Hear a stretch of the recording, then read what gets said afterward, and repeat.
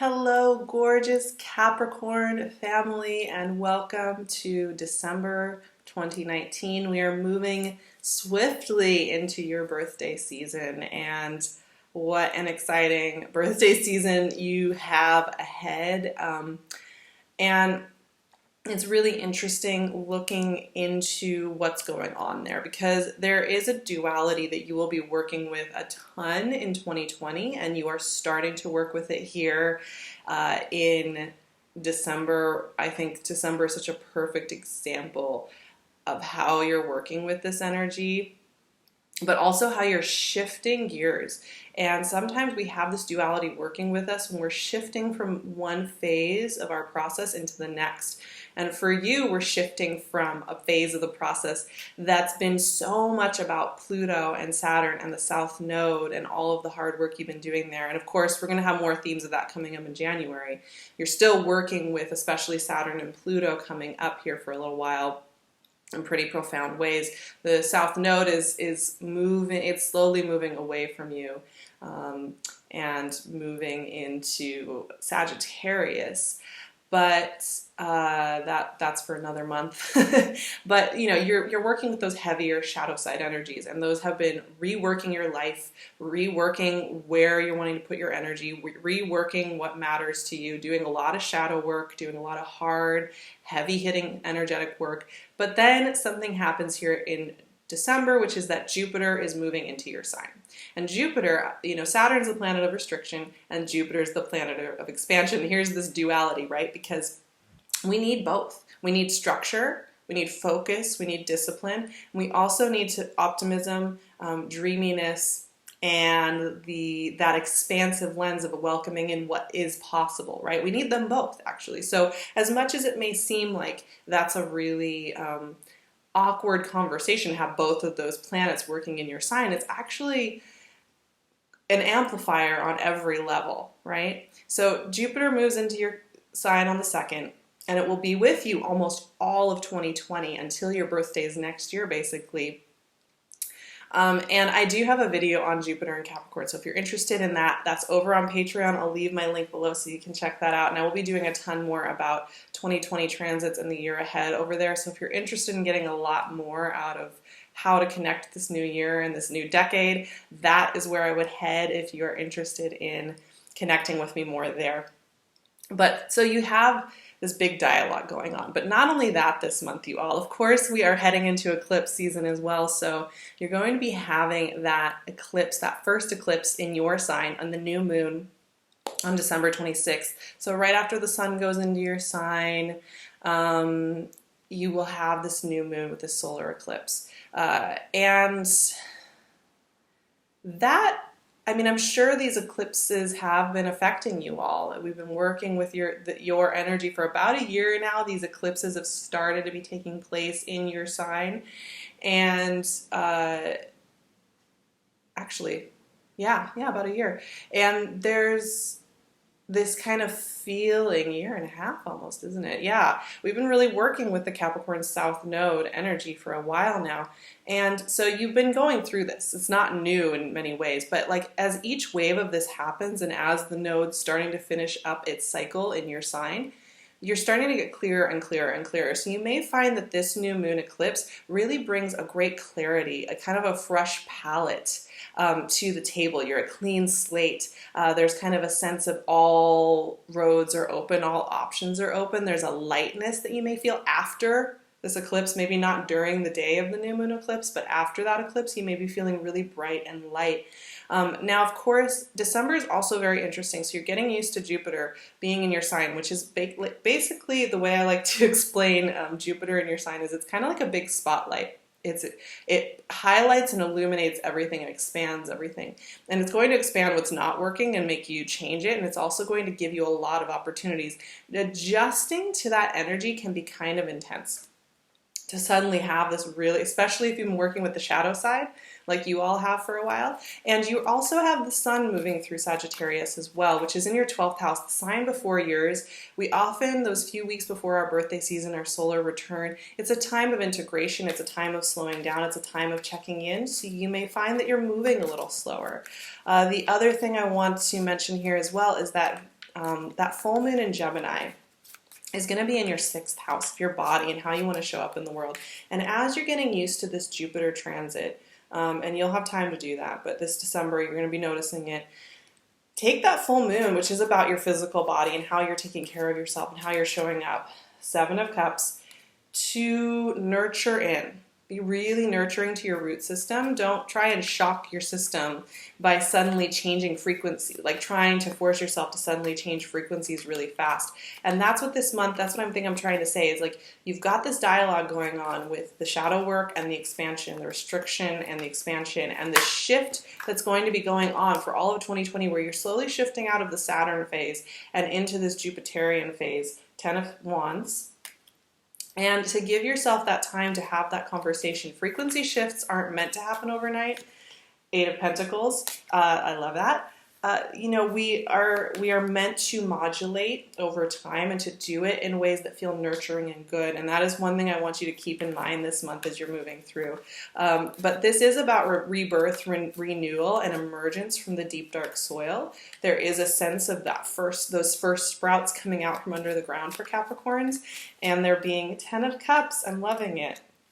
And there being, yes, a dialogue between that root system and those first sprigs of new insight, new hope. And I think don't put yourself in one box this month. Don't try and be just King of Pentacles. Oh yeah, loving that. Don't be just trying to be like super energized and positive extrovert and using all your energy. And also don't try and like make yourself hide out. You're going to have Queen of Wands. Lots of royalty going on there. You're going to have both. You're going to have desires for both for nurturing the heavier, darker side and for the more abundant, jubilant side, and letting yourself modify, calibrate as you move through this month, especially as we hit into your season, and then we have that eclipse and then the new year. All of that's going to be working with you this month, so kind of let these waves of shift come over you. One thing I will say about Jupiter being in your sign this coming year, 5 of Cups. Yeah, that's coming up a lot right now. We're finishing up that Mercury retrograde post-shadow around the December 7th, and then Mercury moves into Sagittarius, your 12th house. But we're doing a little bit of house cleaning, a little sweeping up of any old pain, and clearing the way for what's next. And 4 of Wands. I love the way that energy works. It's so simple in some ways. It really is. The principles themselves are very simple. Mastering them and practicing them is still in a mysterious process, but the principles are simple, and these cards really show it to me in very clear ways. But one thing I'll say about Jupiter being in your sign, like I said, it's a very positive planet. It's very fun. It's very creative. It's very playful. I think you'll enjoy that shift in energy quite a bit. Just kind of keep in mind that also you need more rest when you're working with Jupiter in your sign, because expansion uses a lot of energy. And expansion means you have to physically and emotionally rest a lot more. Expansion in some ways is much harder. Being in that spotlight can feel a lot heavier than sometimes even doing the shadow work. And especially if you've been used to working on that darker end of the spectrum for a little while and doing the creative and exploratory work there, the shift can feel a little bit dramatic. So kind of keep all of that in mind, my Cappies, before we get into this season. Okay, so let's start with these two right here, the 7 of Cups and the 10 of Wands. These are very psychedelic in some ways, in the way that they deliver information. The 7 of Cups is very floaty. A lot of people have a hard time with this card. It's kind of got a sinister feel almost to it, but the thing is that this is taking you, and this is where the sun in the 12th house, Sagittarius season takes you to this other plane, right? It's not the grounded plane. It takes you to this floating all relativity space. But what that can do for you is when you take off all the grounded practicalities and you're just floating in the mystery for a little while, just for a few days, probably as this post-shadow phase of Mercury kind of closes up and as you get used to Jupiter in your sign, all roads are open, and that can feel really overwhelming and kind of vague and honestly heavy in a way. But that's where this energy is super important, because it helps you slow down enough to listen into which cup you want to pick up And if you're listening to that intuitive guidance, you'll be very clear on where you're putting your energy this coming year, as we head into symbolically your return and all of this new, fresh energy that is opening. And here's the thing, Ten of Wands is also telling me something about this process here. And I got shivers, I got full body shivers here, because the Ten of Wands is about, you can't carry it all with you. You can't choose it all. You can't. And you're not supposed to. And if you try to choose it all, you are going to feel like this guy. You are going to feel that kind of nose to the grindstone pointlessness and emptiness that comes with overwork. Yes, you are self-sufficient. Yes, you can thrive. Yes, you can you can do it. You can pick up all of it. But why? Why do you feel you need to pick up all of it? Why do you feel you need to be all these things? What is the motivation behind it? What old storylines, what old myths, what old pain points are informing that need to push yourself in that way? Jupiter is going to be challenging that right away. Challenging any of those subtle, subconscious, mental places and making sure you're paying attention to that, because Jupiter is going to say, yeah, we can expand everything, the good and the bad, but wouldn't it be cool if we work together here? And this is where the planet of restriction or the planet of expansion can do a great thing.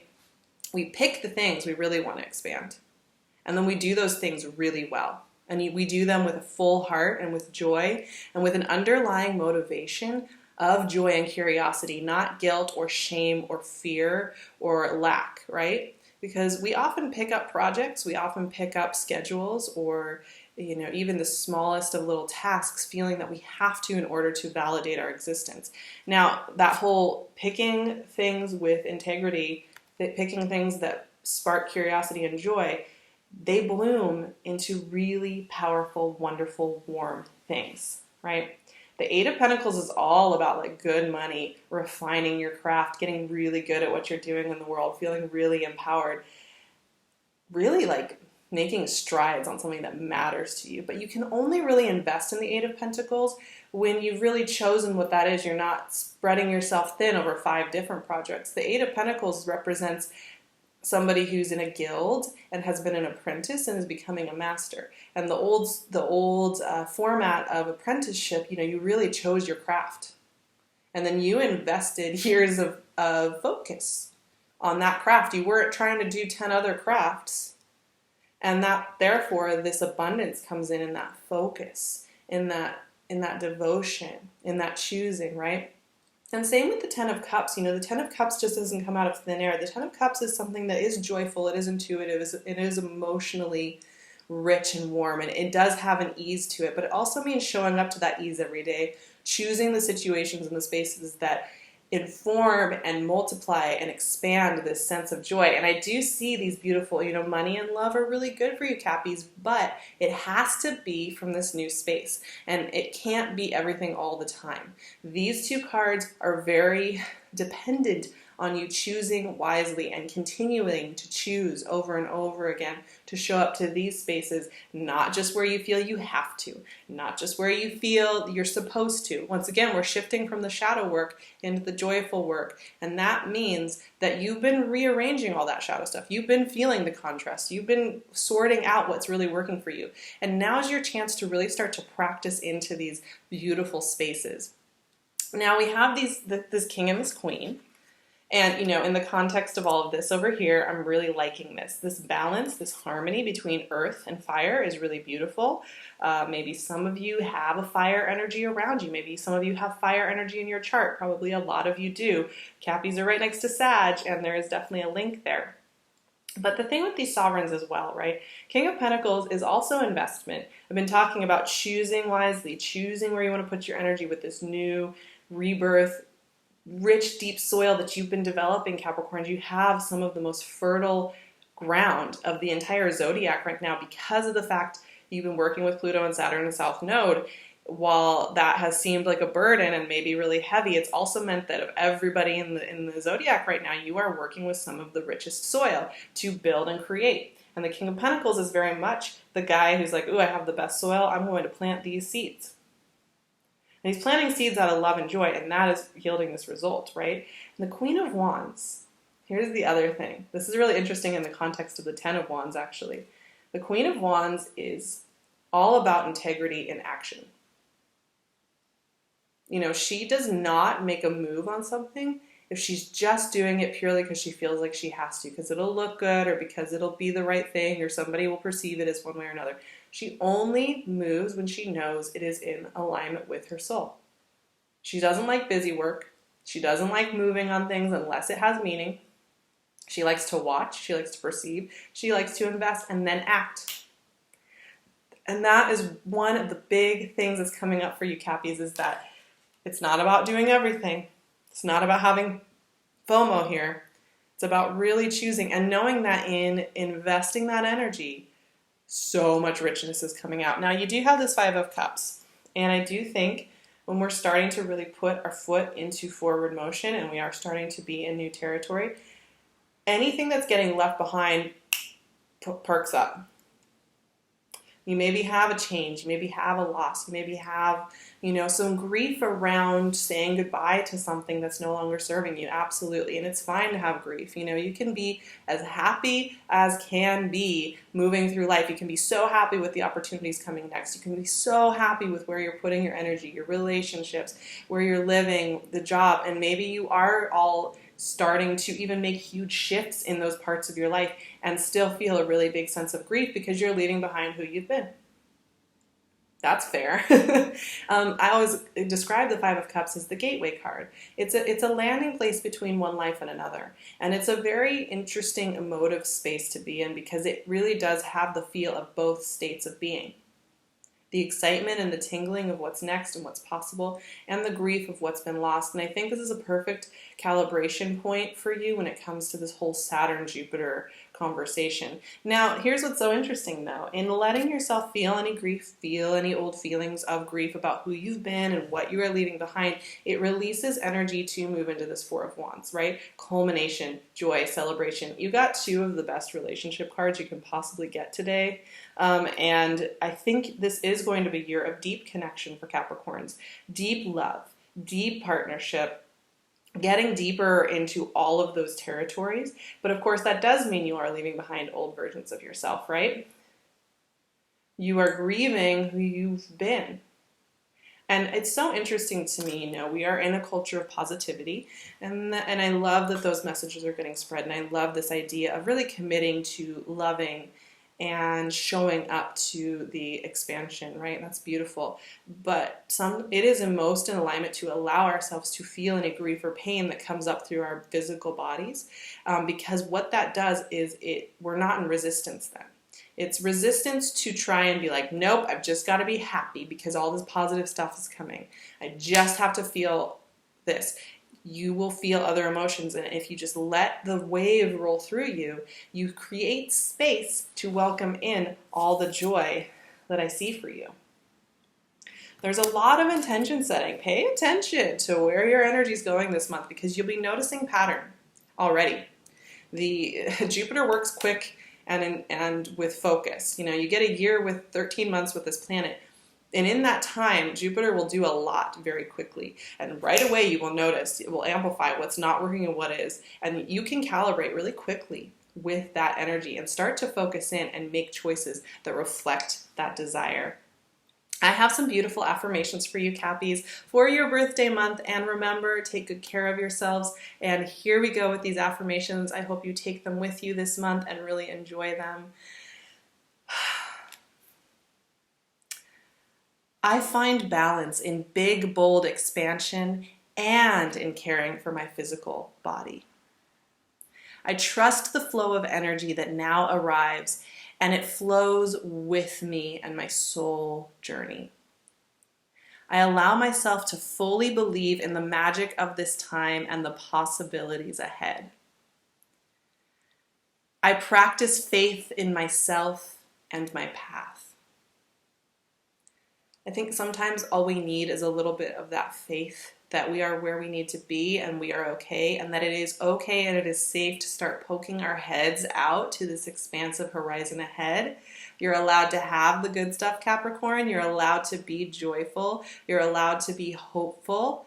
And as scary as that is, it's also some of the best time in life, and I really feel that for you. I hope you have a beautiful December and beautiful birthdays. I'll of course see you for the moon magics, and I can't wait to get into that new moon eclipse. Ooh, it's going to be good. And then of course, January, we're going to continue Capricorn season and all the beauty that that brings with us. Once again, if you're interested in 2020 transits and what's going on there for you, and how to connect with 2020 as a year, I'm going to be adding a lot of year ahead info on my Patreon. So if you're interested, I already have Jupiter and Capricorn up. I would love for you to join me over there. You have access to everything, including the weekly write-ups for the magical astrology each week, so you know what's coming up and how to tap into the rhythms of the week. So I would love to see you over there. You can also find me on Instagram at SARAHTAROT, and or Sarah Verba actually.